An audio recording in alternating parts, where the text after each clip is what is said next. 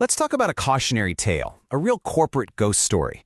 It's about a name that was once as American as apple pie, a retailer so unbelievably dominant it felt like it would be here forever. This, right here, is the story of Sears. You know, to really grasp the scale of this collapse, you have to understand the incredible heights they fell from. At its absolute peak, 1 out of every 200 working Americans was a Sears employee. I mean, its reach was just astronomical, a true titan of industry. And that's the billion-dollar question, isn't it?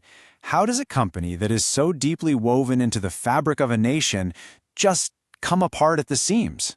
Well, here's the thing. The fall of Sears wasn't some big single event. No, it was more like a slow decay, and it all stemmed from one central, fatal flaw. A complete and total failure to modernize its strategy for a world that was changing way faster than it was. Now, this isn't just about being a little old-fashioned. This is like a strategic disease. It's what happens when a company gets so high on its own past success that it develops these massive blind spots to the future. It's a kind of paralysis, really, and it can bring down even the biggest of giants.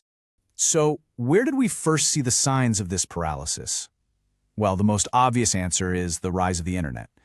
You see, the dawn of the e-commerce era was the first big test for Sears, and it was a test they failed, spectacularly.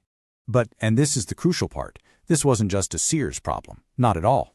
A whole generation of these old guard retailers completely, and I mean completely, misunderstood the digital revolution.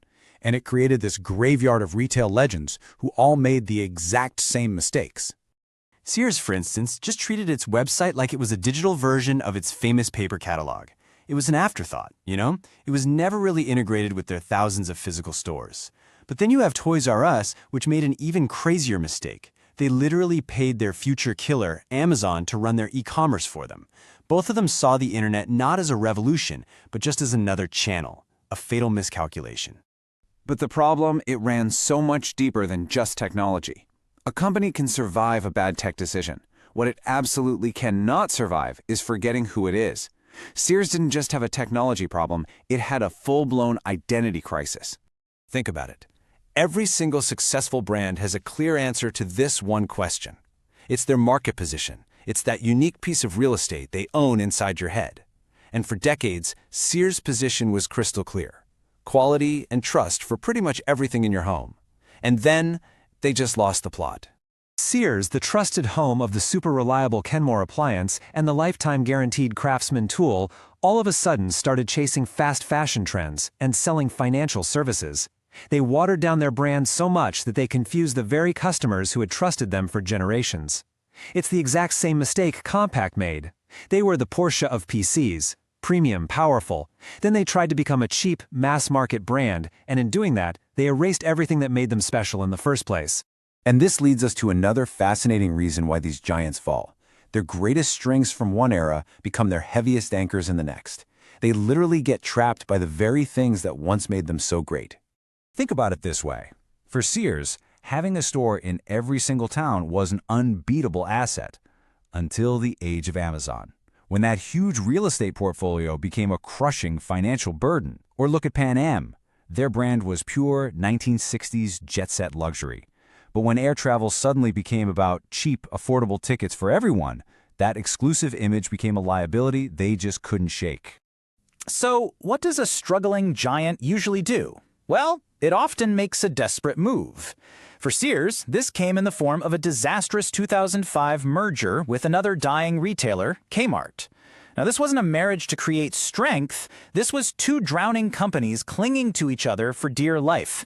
And, as you might guess, it would be the final nail in the coffin.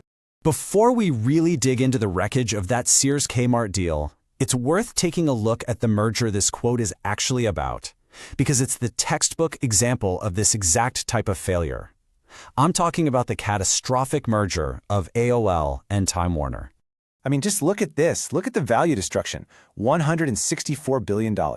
It was supposed to combine new media with old media. But all it really proved is that you can't just smash two companies together and expect to solve your problems. Sears was about to learn this exact painful lesson. That merger with Kmart, it wasn't about revitalizing retail. It became a vehicle for financial engineering that just stripped both companies of their valuable assets, like real estate and iconic brands, leaving these hollowed-out shells of what they once were. Okay, So, we've seen the whole tragic arc of the Sears story, and we've seen echoes of its mistakes in the falls of Toys R Us, Compaq, and Pan Am. Let's try and boil all these cautionary tales down into a clear set of lessons on how giants really lose their way. So here it is, the roadmap to ruin. And Sears hit every single stop on the way down. First, it starts with arrogance, completely ignoring e-commerce. Then comes confusion, losing their identity as the trusted home supplier. That's followed by nostalgia, clinging to a huge store footprint that became an anchor. And it all ends in desperation, that disastrous Kmart merger which was designed to extract value, not create it. This is the pattern. If there's one single thing to take away from the fall of Sears, it's this. No company is too big to fail. Relevance is something that's earned every single day. It's not guaranteed. A clear identity is your most valuable asset, and while the past can inform you, it can never ever be your business plan. You have to be willing to adapt, or you will eventually be replaced. It's as simple as that. And that leaves us with one final and maybe a little bit of a provocative thought.